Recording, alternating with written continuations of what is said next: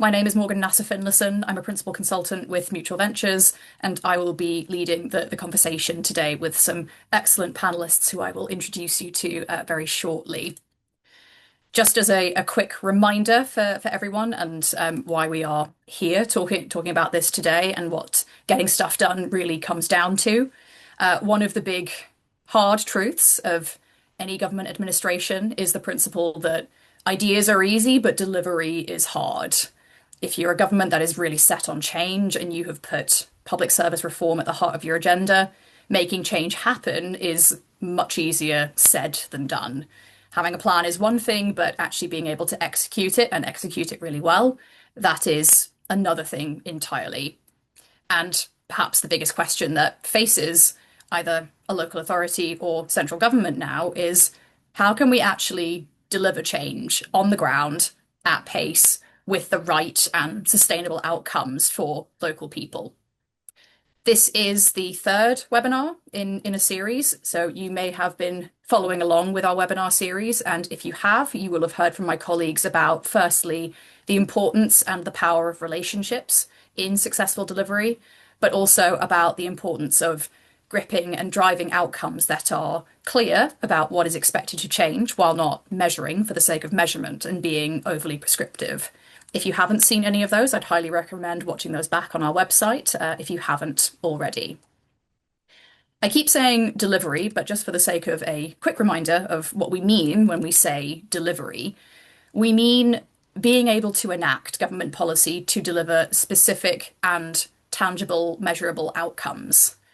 Historically, we have often seen a tension between the centre of government wanting to understand what really works at a local level in order to spread change more effectively and more decisively, and many pilots seeking to test innovation with an eye to finding out what works and what can we spread further. But often what is less consistently built into this process is learning. Many of us will know firsthand that delivering change and delivering innovation is not linear.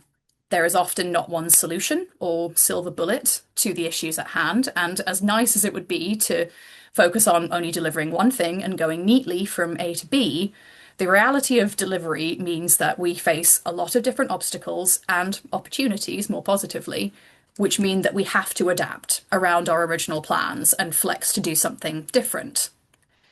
This adaptation means that in delivery, we have to be open to learning and improving as a norm, not as a nice to have. So listening, learning, and improving has to be built into the culture of delivery from the start. Hence, this session will focus on creating that learning environment. But what is a learning environment? Is it a classroom? Not necessarily. It's an environment that enables people or teams to develop their skills, share their knowledge, and importantly, adapt and flex while delivering projects or outcomes. It is much less about formal classrooms and learning and more about embedding learning into your everyday workflows. A really strong learning environment creates a community of people who are engaged, who feel able to contribute, enjoy each other's challenge, and a group of people who can be more adaptable in much more fast-paced environments, who can build capability in one another without slowing down delivery, and also improve staff engagement and retention. A really key aspect of this is trust, which I imagine we'll be talking a lot about later. By which I mean giving practitioners the permission to use their judgment while also maintaining that clear line of accountability for what they have to deliver.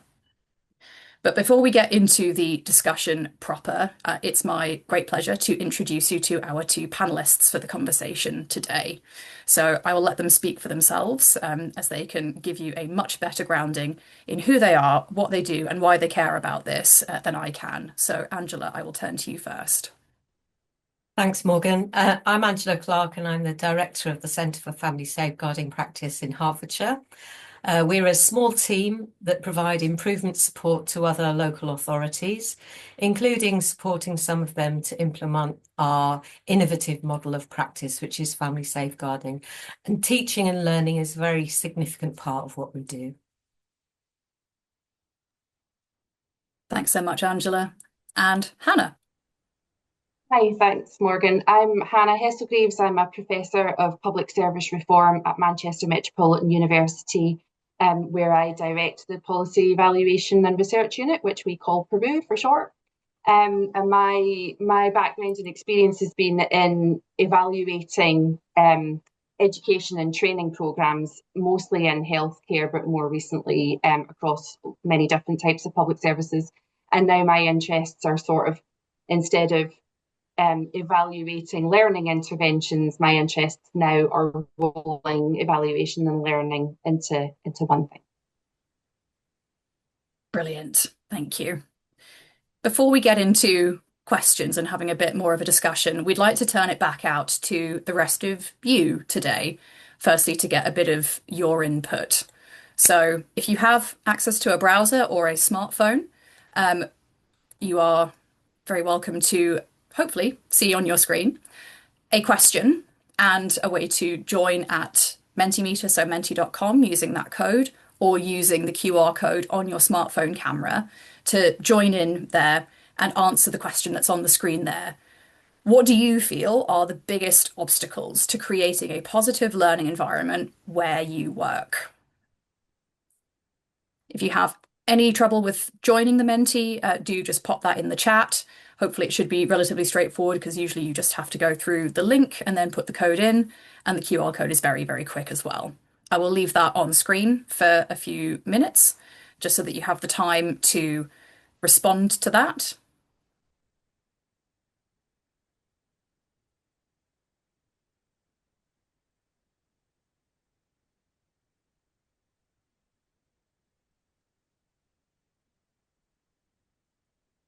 I can see on a different window that answers are starting to come in, so that's good. It means that some people have managed to get in there.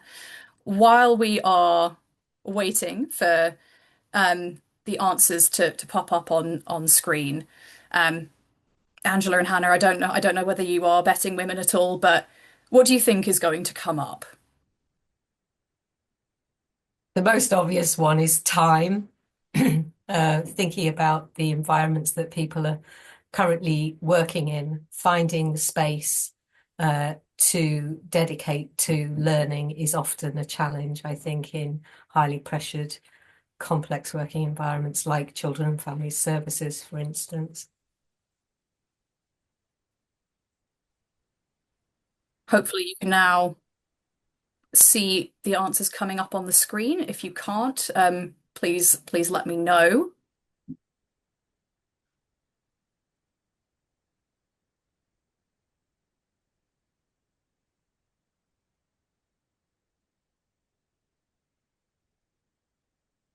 Hannah and Angela, can we still see the orange slide or can we see the lilac slide with everyone's answers? Orange for me. Orange. Okay, that has not worked as I intended. Bear with me one moment then, everyone, and I will attempt to do that again.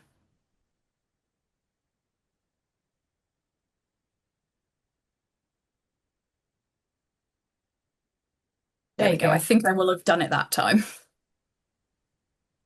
Wonderful. Please do feel free to continue to pop that in as we're going along. But yep, as I believe we weren't totally surprised by. I see capacity more than once. I see time pressures. I see leadership commitment to learning, making it part of day-to-day practice, budgetary restrictions, judgment from others, getting cross-sector partners and cross-hierarchy together so you're not learning in silo, the time to prioritize, lack of prioritization of learning, it not being seen as every day, trust, less in-person contact with colleagues. Again, time is a big factor in here. And some interesting reflections in here about embedded patterns of thought and practice. Very interested in that one and seeing what's popping up here as well. Oh, consistency, not just focusing on the big new thing as well. As a quick reflection, Angela and Hannah, seeing this on the screen, some of these things are well established, well known, that we know budgets are tight. We know delivery and time is really, really stretched, and people are under this time pressure. What are your thoughts on what sits behind some of these particular challenges and obstacles in the workplace for people?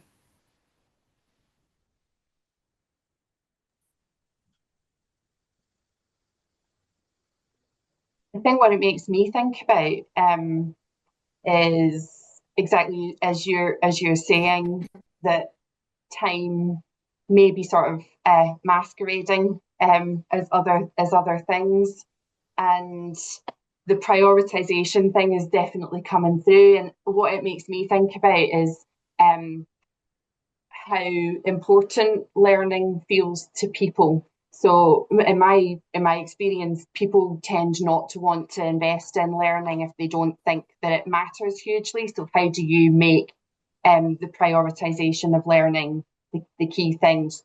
How do you make the thing that people are learning such a prioritization that the learning goes to the top of the list?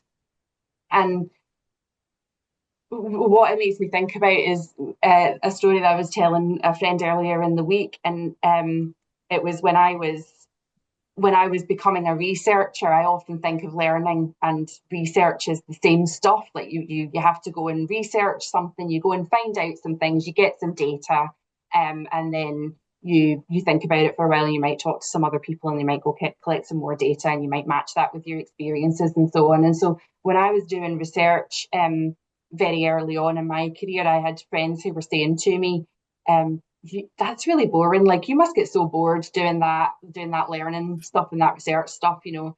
And I was saying, no, I don't think it's boring. I think it's, you know, really interesting. I think it's amazing.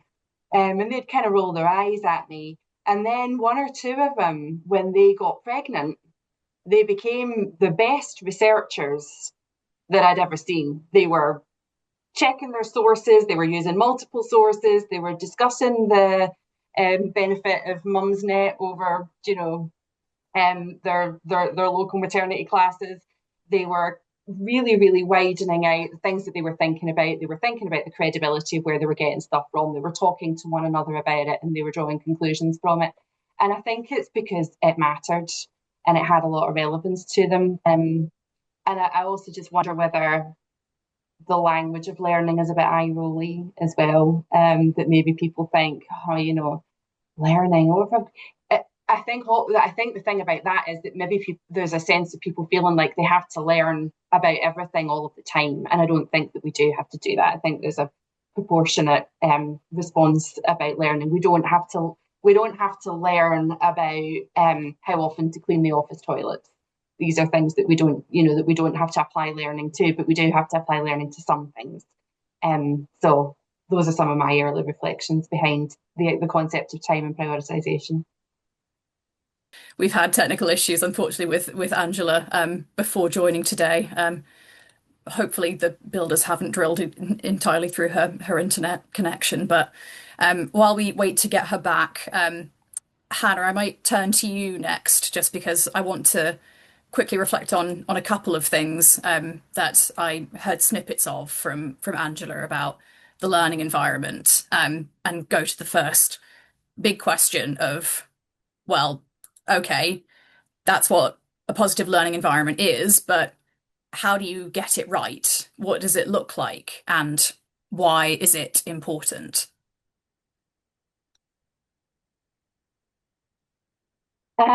So to me, there are I think about learning in two major ways, and I think they can both be designed and practiced into the everyday. And one is about the way that we repurpose our actual work so that learning is the work. So I think that's one thing. We can actually design for that, and managers can design for that. And I think we've got a little visual that can help with that one. And the other way I think about it is from the perspective of habit and how we can form habits. And one of the key things that I think about in relation to um, people developing a habit of learning is to go from being um, from sort of having a moral position about something and sort of saying, oh, we must collaborate more, or we must involve the community more, or say, call them vacuous phrases, things like, it takes a lot of work to develop, relationships and trust, or these sorts of things that are quite conceptual. And one really, really great example of trying to move from that position into a really pragmatic position is to develop the habit of being specific. And so being really, really specific about, well, what would that look like and how could it be actionable? So taking those ideas that are kind of commonly held as values to actually being things. So instead of we should share power, then we should be thinking, how can we get to being very specific about that? And it could be something like, let's agree some ground rules, or let's make the hierarchy visible, or let's devolve budgets.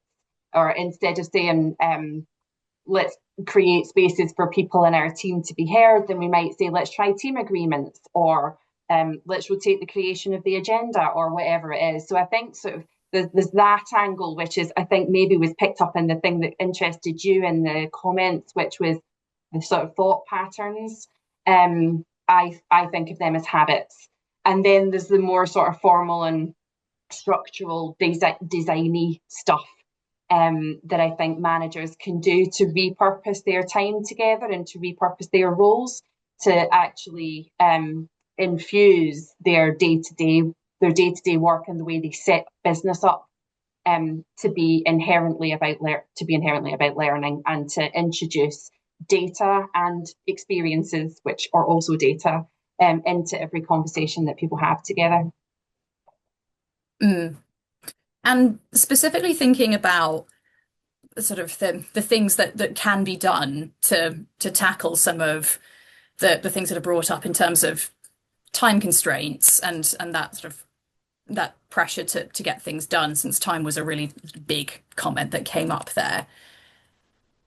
Is there a way around something that I think sits behind that, which is if your organization is prioritizing an output over your capability building, it's less about the time constraint and more about learning being seen as a cost rather than an investment and something that takes away from the thing that you're meant to be delivering or the thing that you're meant to be working on.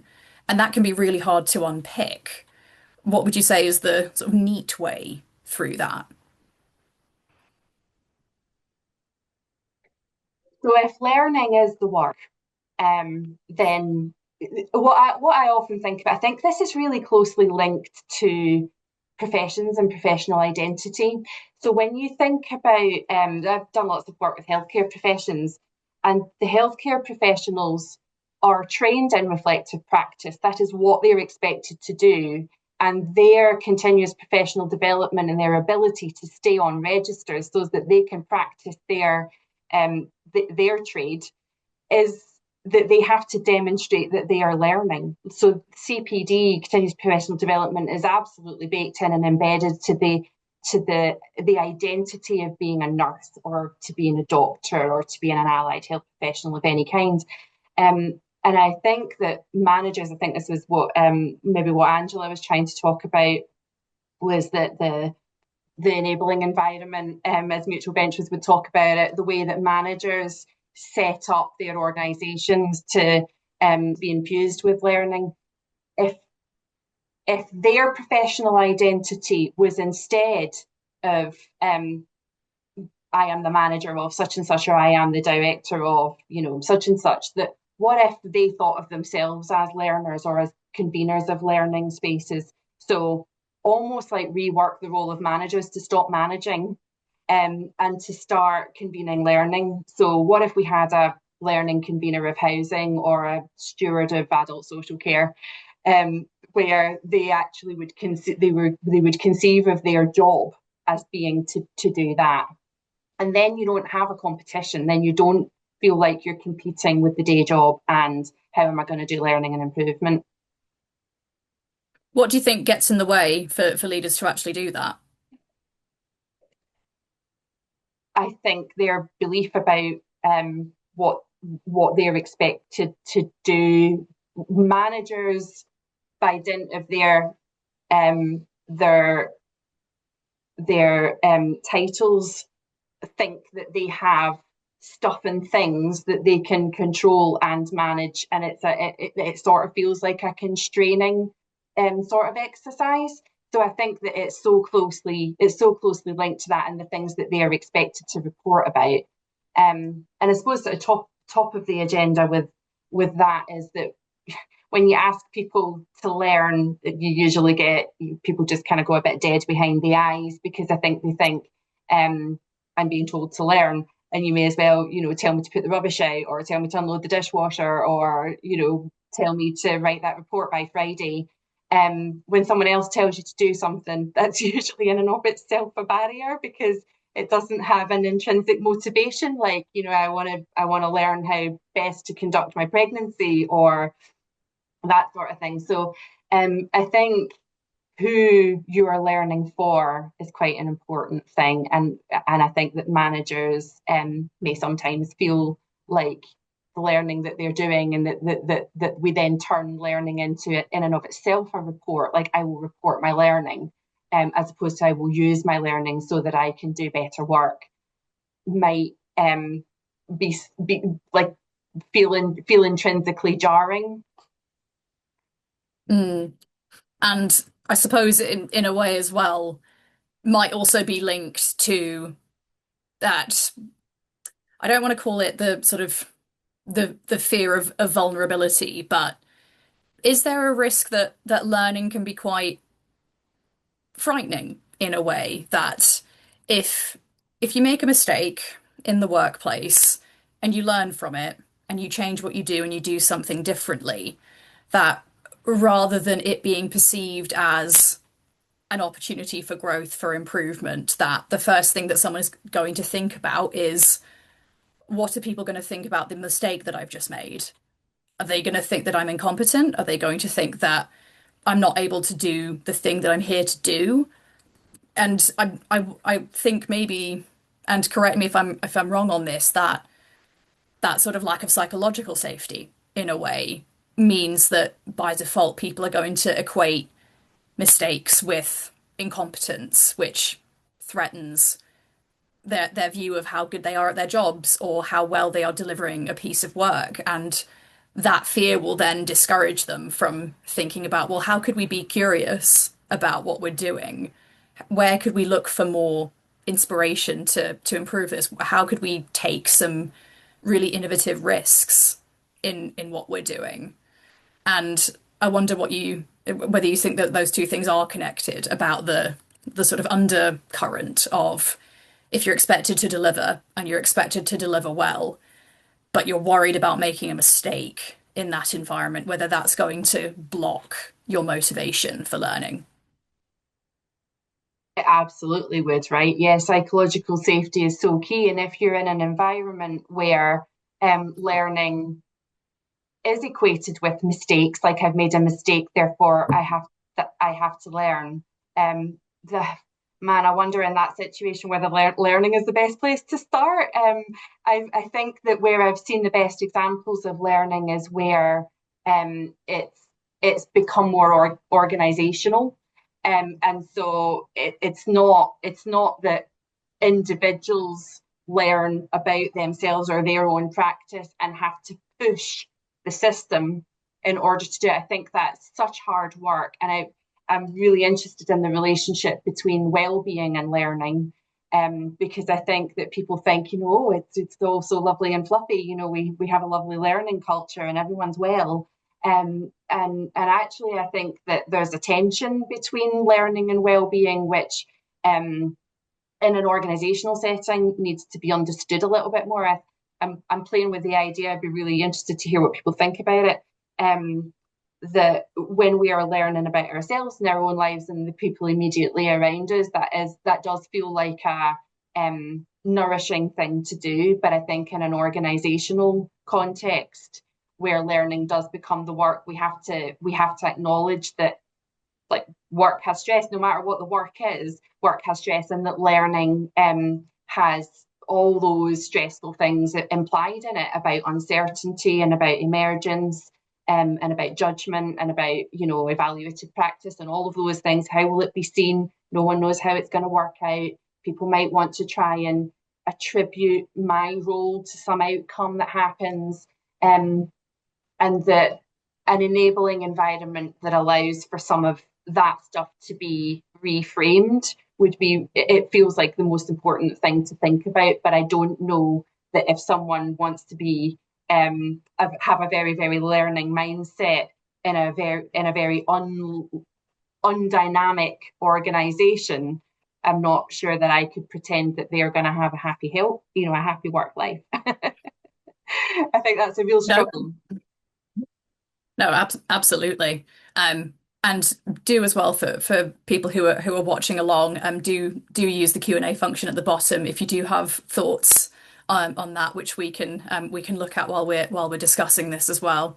But I think the other thing that you're talking about there, which was also flashed up on the screen, was about the sort of that learning mindset, and the flip side of not having that learning mindset, which is probably more of a judgmental mindset, and that fear of being judged for needing to do things a different way, or to in some ways change your mind, which can be a really sort of big shift for people to see. I wonder if there's something as well that kind of jumps out at me from a learning mindset perspective, and I'd be keen to hear your views about what you sort of see as the ideal learning mindset. There's something, I think, which kind of gets drilled into us from school, which is this is not my model. This is a well-established one, but it's sort of the empty head model, that you effectively open a child's head up and you pour knowledge in and then you close it. And that's it. That child has learned everything that they need to know. And that is how learning works. And I think that mindset is really hard to shake. That once you've done an awful lot of learning, once you've gone through education and you've gone through possibly university and training, and you've gotten to a certain place and you know what you're doing in your job, that it's really hard to open your head up again, if that's the way that you think that your learning is going to be done, because you've got an awful lot in there. So what does the head look like instead of open lid, pour knowledge in? Yeah, I've been looking a lot at primary school education, because you're dead right that I think a lot of what we learn about learning comes from the industry of learning, which certainly in the Western world is schooling. And I've been reading about relational evaluation, because I'm really interested in relational evaluation, but the work that has been done so far has been done in schools, and it's really about trying to break through the tyranny of the test, and the tyranny of assessment, and what we do to kids to assess them in school. And what we find when we sort of really unpick that is, first of all, that assessment as we currently do it has very little value in learning. That is about reporting. That is about league tables and KPIs and all of the things that other people care about, that kids don't care about. And the other thing that we find when this is unpicked is that the stuff that you pour in to when you open up the head and you pour it in, it actually matters little compared to the interactions that kids have with their environment and with their immediate other important people, their friends, their teachers, and their parents, about how that learning is transferred. And we know from learning transfer theory that there are key things that we have to have in place. One is a motivation to learn. Another is the support for learning, and it's usually in a workplace context. It's usually from a supervisor. But what's really funny to me is that, like, if you think about a kid learning to ride a bike, we don't pour knowledge into their heads about how to do that. But there is a really beautiful image that we have of, maybe an adult, walking with a child and holding the bike, and then telling them, pedal, like, this is how you pedal, and very, very slowly retreating until the point where they're running after them. And that's a beautiful moment, which is an experience the kids will remember It's not been here, here's the fact sheet on riding the bike. And I love the idea that relationships are the basis by which we learn, and that actually the value of learning is actually generated by being in interactions and in conversations with people. And that's a really, really different thing to the relationship that most public services have with data at the moment, and with the idea of like informational data. And I mean, it's often where people learn their best at work as well, that you might start a new job and there's plenty of onboarding, plenty of training to get you up to speed, to let you know this is what you need to do your job. But more often than not, it's then conversations that you have with your colleagues around you. It's following them in what they do and seeing how they do their jobs, which then informs how you do yours. And for something like delivery, where, as I said sort of earlier on, where there is no neat A to B progression for delivery, and often kind of zigzags in lots of different directions before you actually get to B, like that would never be in purely in a sort of knowledge absorption, kind of pour knowledge in kind of format. You'd be learning from what you see around you. You'd be looking at how colleagues are doing different aspects of their delivery. You'd be borrowing bits and bobs from other people and bringing that into your own work. So yeah, I just think it's that relational aspect of it is hugely important, particularly if you are working in an environment that has that mindset and you trust each other to not exactly expect perfection, but to continuously grow and improve on what you're doing, because you can rely on other people to say, here's something that you can look at, or here's something that I could bring to this to help you with that. Yeah. There's a lot of scaffolding that goes around that. So if I think of that as being sort of the nub of a learning experience, sort of, I have some material about which I want to learn, and it might involve watching other people. But there are other things that sit around it, and I suppose, notwithstanding the comments we've already made around motivation and it being relevant to your work, like it actually feeling like it matters to you. It's reminding me of, I did a study years ago where I was asking nurses, how do you learn? And effectively they said, we learn to cope. So there was a crap question, like, how do you learn? I've learned not to ask that.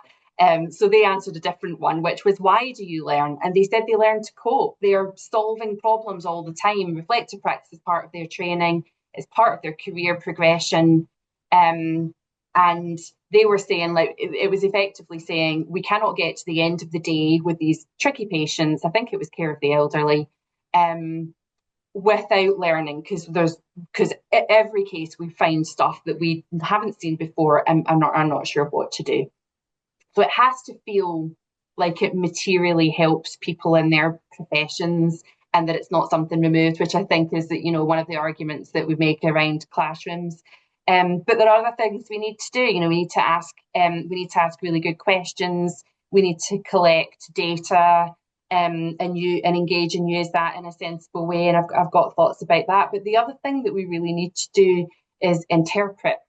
And I often tell students who are doing research, going and collecting data and presenting us with a pie chart, doesn't tell us that you have learned. You have presented some data is what you've done. But what we would really want to do now is interpret that. What does seeing those patterns and drawing from those results tell us about the world, or about the thing that you need to do next? So that's why we talk about action research in relation to learning in public services, because it has to involve enacting something, trying something out, and there's a feeding forward from experience, and then sort of saying, what can we draw from that that's something deeper than the sort of results that we see. And quite often, especially I learned a lot from Gateshead's work here, is sort of deepening an understanding of what we see at a surface level to looking at drivers, looking at the drivers of things, because when you can look at system drivers, you can start to make slightly more systemic changes.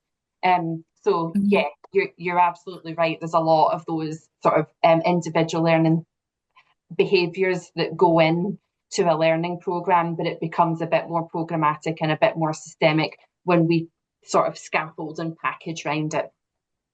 Mm. And as you were describing that, it was immediately casting my mind back to the designated family judge Trailblazers pilot that we delivered from 2024 to 2025 in March this year, where a really heavy element of that was interrogating data across local authorities in particular court areas, but a really critical part of that for us as a delivery partner on this was, but what about the other data sources? What, because you can look at one set and go, well, that's some data, but it's impossible to tell what's really being sort of what's really happening systemically from one data set. It comes from one place and it will never tell you the full view of the wider system. So we were very active in that space at pulling together lots of different data sets from across the different local authorities. So not just their own data, not just data from CAFCAS, the Children's Guardians, not just data about from the DFE that's publicly available or from Ofsted on social worker sickness rates and workforce retention. We wanted to use data to build up this really detailed picture, but then still work with everyone in those areas to say, but what does it mean when you see this? Like what jumps out at you when we show you this collated data to try and understand those drivers behind the data. For context, this was a project about reducing delays in care proceedings. So it's all very well and good flashing up a bit of data that says, well, you take this long to push care proceedings from start to finish through your own local authority. But without understanding anything else around that, it's really hard to interrogate that and understand what systemic drivers or even relational aspects might be at play without having that time to interrogate and go, but why and for what reason? And hear that directly from people and encourage them to think about it for themselves as well. I think that there are some significant challenges going on in children's services, where I work, in terms of creating the right environment for learning. And you can't really ignore the fact that there are very stretched resources, particularly in some areas, some real financial challenges that are exacerbated by the rising costs of care. And I think that for too many of the local authorities that we in particular get to work with, because they're on an improvement journey, especially when they're in the unfortunate position of being judged to be inadequate by Ofsted, they're experiencing very high staff turnover. They have real challenges around recruitment and retention of their workforce. And there's also lots of concurrent change going on at the moment with local government reform, fair funding review, changes in the health system governance, and pressures really across all public sector organisations at the moment. And then added onto that, we've got a whole suite of expectations from the government in terms of reforms around the Families First Partnership programme. But potentially there's a real opportunity afforded by that programme to try and overcome some of the things that are challenging, to provide that real focus on doing things differently and on innovating and being more creative and really taking a whole workforce and a whole system through a process of change, which could be very energizing and actually lead to better services at the end of it, really. And there's a relevant question that's popped up in the Q&A that I will just quickly read out here, which I think chimes with what you were saying there about the right moment for this. and about a point, Hannah, that you'd made earlier about the need to form learning habits. So the question is, one of the habits is asking better questions that are akin to purpose and learning rather than questions to show compliance, which feels particularly relevant in a landscape of lots of very different reforms, lots of different reporting requirements, the need to deliver an awful lot very, very quickly, and how that can really kind of distill down, well, the questions we need to ask are for that compliance purpose, not really for the flexibility and learning purpose. So the question here is, how might we specifically develop that habit for learning and for asking better questions?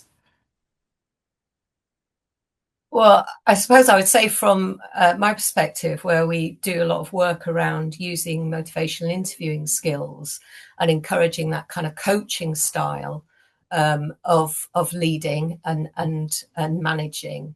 I think just like with families, if we want the workforce to be motivated and engaged and part of a learning and improvement journey, then leaders have to lead with empathy and clarity, their behaviour should reflect the kind of culture in the organisations that they want to support. So leaders, it should be evident in all of their interactions in the workplace about how they, for instance, respond to suboptimal practice or mistakes or tragedies that happened, but also how they celebrate good practice and really elevate that. And I think when supporting change, leaders need to be able to tap into the motivations that people have for doing this work in the first place. You know, what are we here for? Why do you want to do this job? And for most people that are working in children's services, it is that about feeling like you're helping people and that you're making a difference. And so how does the learning offer respond to that, really tapping into people's motivation to come to work in the first place? You know, how do you feed them and give them the opportunity to feel that they could do better, be better, have greater impact if they were given the right tools and knowledge and opportunities to do that in the first place? I think, Hannah, go for it. yeah, I've thought about this a little bit from the point of view of how do you ask research questions, how do you ask questions about evaluation and turn them into something different to what we're used to seeing. So, and I think what we need to do is sort of almost like look down the telescope from the other end. So instead of asking sort of quite service orientated questions like, to what extent does intervention X produce outcomes Y? We might want to look at it more from the perspective of the people whose lives the services are for. So if we apply a service ethos sort of perspective to the question that Mark was asking there about asking better questions, it might turn the to what extent does intervention X produce outcome Y into what does this work mean for the people who we help and for their lives, or how does doing these interventions or what does doing these interventions make us need to know more about what we need to be able to do better, and how and why do the people doing those interventions learn more about themselves, their work, and the place that they work in a system. And asking those sorts of questions makes the answers more generative, and changes that to being, this would service me in my professional role, as opposed to it would service the people who we're supposed to be reporting to. And I guess alongside that, there's, you know, the supports that we can put in place with those sorts of things include, I mean, I think coaching, I think designing coaching into people would sort of acknowledge that idea of there being sort of senior support. Quite often senior people are funding coaching. Appreciative inquiry. I heard Louisa Mitchell from All Child talk in your last webinar, and I think one of the last things she said was train everyone in active listening. So I think we were doing that because really, I'm really interested in etymology, so like where words come from, and the word learn comes from study. And Vanguard talk about study, just study demand they talk about. But we do need to study stuff, and we need to look at data and go to data with these different types of questions. So I think coaching, listening, asking these sorts of questions, and studying, learning again how to study without the eye rolly, oh, that sounds like what you do at uni thing. But to turn that into, well, no, that's what you're expected to do when you turn up in a team meeting or in a one-to-one or in a coaching session or in a debrief. Absolutely.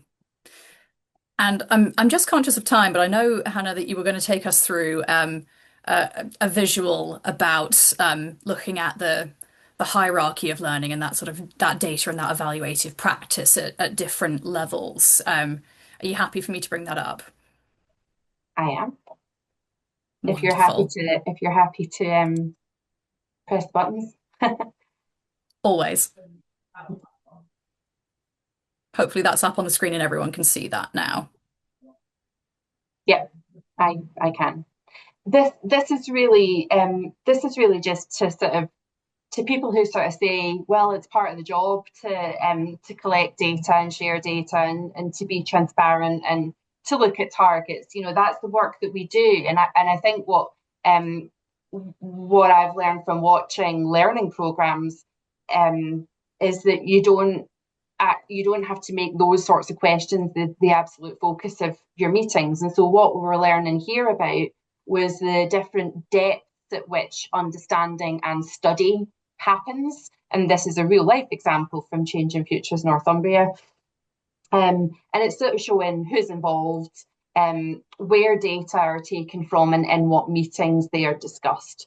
And the idea sort of feeding forward. So that first one is really just sort of focused on the sorts of meetings that they would have in order to think about individual practice and people, caseworkers in that context, talking about with a team the work that they were out and doing every day. And then if you click forward onto the next one, that was producing measures that were very person shaped and at a very individual level to then help the teams to start thinking about more intervention issues. So when you collect together lots of practice, does that help us say learn something programmatically? And there are different ways of having those conversations, and they worked out their best spaces and occasions to do that.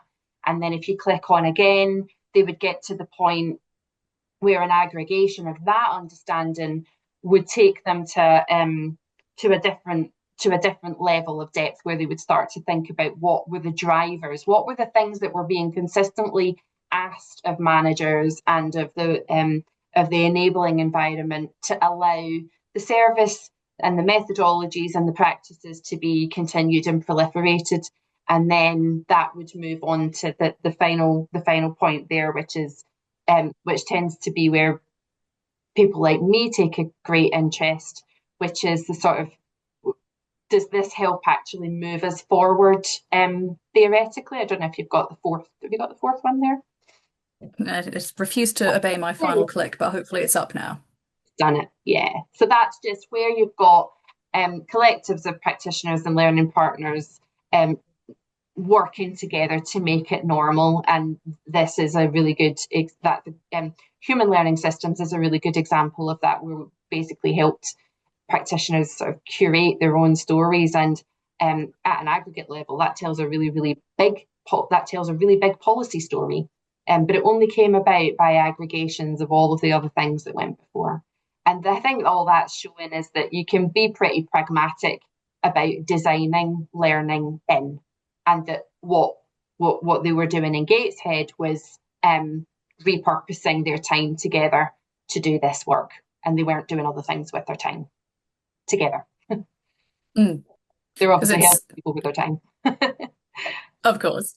But it's a good point as well that some of these things that you look at and go, this is what we are already doing in the day job. So why couldn't we use it for this purpose instead of the sort of the usual way of doing things, which can often be hard to break through of like, well, that's the way we've always done it. So why would we do it in a different way? Mm. And it goes back to that data point and our relationship with data. So some people will feel like they are being very evidence informed. As we've had 20 odd years of people talking about evidence-based practice, but it really interrogates what role data are playing in our lives. So are we generating it? Are we consumers of it? Are we reporters of it? Are we sharing data? Or are we interpreting it to do something better? Or indeed, are we interpreting it to design new measures so that the better is reframed in and of itself? Or is there something else? So it really, really kind of interrogates to what extent evidence-informed or evidence-based practice is actually alive in there. A particular data marker that really springs to mind is again around care proceedings. I talk about it a lot as I do a lot of family justice work at Mutual Ventures, but there's a really key data point in family justice which many people on the call will be aware of, potentially around the public law outline, and that care proceedings should be complete within 26 weeks. But if you actually interrogate that data point earlier, you think, well, is the 26 weeks for improving practice, for improving efficiency, for improving outcomes for families and children? There's certainly sort of no debate really that it's important to reach the right outcome for families and children going through family court. But where that 26 weeks is no longer a valid and measurable data point is when you have incredibly complex needs in a family where you need additional time to work with a family and come to the right outcome, whether that's court or whether that's another solution. And sometimes that doesn't fit within 26 weeks, but 26 weeks is used as that unit of measurement of, well, it must be good if it's 26 weeks because it's not taking too much time away for families and for children. It's a really significant period in their lives, which it is. But if it's rushed just to fit the 26 weeks, then it's not the right unit of measurement. And that requires that interrogation to say, well, actually, we need longer to come to the right conclusion for this family and for this child, rather than rushing it and putting it in differently. But also, historically, that hasn't really been measured in family justice of what is the right thing to measure to judge whether or not we are doing family courts in the right way, and what would we measure instead, which is an open question. There are some interesting pieces done by the Nuffield Family Justice Observatory and some interesting comments made by the president of the Family Division at the recent Justice Committee, if anyone feels so inclined to watch a couple of hours of that back in their own time. But I'm very conscious of time, that we've only got a few minutes left, and I wanted to just quickly check with our audience if there are any other questions that you have for our two panelists today. No, I think you might have gotten off scot-free, the two of you. But before we wrap up, what are your final thoughts and on reflections on creating a learning environment? And oh, here's an interesting one that has just popped up. How do you personally learn, the two of you? There are absolutely multiple ways in which I learn. Despite having reached a ripe old age, I feel like I'm learning every day. And I think I'm quite a visual learner, so I do like a diagram or an infographic, something that will stand out to me in more ways than just words to kind of stimulate my thinking. We use in our learning programs the concept of how you move from a situation where you are very safe but not prepared to change and need to get to a position of growth. And I think that's what we try to support through our learning, is that you move people away from a safe position, get them to overcome their fear so that they move on to learn and grow. And I think that hopefully, that's one thing that a career in social work's taught me, really, that you have to kind of overcome and manage fear in order to get to a better place of progress and improvement, really. I think for me, I usually stop focusing on it. So I quite often stare very hard at something for a very long time, and then sort of like bore holes in it with my eyes, and then remember that actually what I usually need to do is go for a walk or sleep on it or something like that. I was just explaining to my son the other night about how his brain gets bigger, which obviously isn't true. In bed when he's sleeping and not during the day. So the background processing work for me always feels more fruitful than the hard staring at it, weirdly. And I think that definitely says something about how we organise time at work. Yeah, the background processing definitely chimes with me that normally if I'm faced with a really complicated, knotty problem at work, if I'm working from home, I'll go put on a load of laundry. And doing something else really just distracts my brain enough to think about, well, actually, that's what the answer is. Of course, because you're thinking about doing something else while you are trying to sort of unravel this problem in the background. But in terms of potentially a more formalized learning environment for me, it is as you kind of said there, Angela. It's the visual. I need to look at something and see something sort of memorable, visual to trigger my brain into thinking about how I sponge that up. But I've also had to, as I've gotten older, get used to being uncomfortable a little bit more. It takes a lot to throw off the concept that the older you get, the more senior you get in your career, that you should know everything by now. And shaking that off and just being a bit more uncomfortable with it, that there won't be things that I know, but that other people in my team will know, that I can be uncomfortable with that. And I can accept that help and ask for that advice, and it will make whatever I'm doing 100 times better than it would have been if I'd just locked myself in a dark room and done it completely by myself. So we have just run slightly over. So I will start off firstly by saying thank you very much to both Hannah and Angela battling through your technical issues. Thank you for joining and getting back on. And sorry that we couldn't see you for it, but really glad that we could hear from you and hear your insights. And thank you as well to everyone who's come along today to listen in. Once again, there are two other webinars in this series around the power of relationships and gripping and driving outcomes, which precede this one about creating a learning environment. So if you are interested in that, you can go to our website and have a look at those. They will be available to watch back, as will this. So it remains to say, thanks very much for coming along. Thank you, Hannah and Angela, for your time and your insights and your expertise.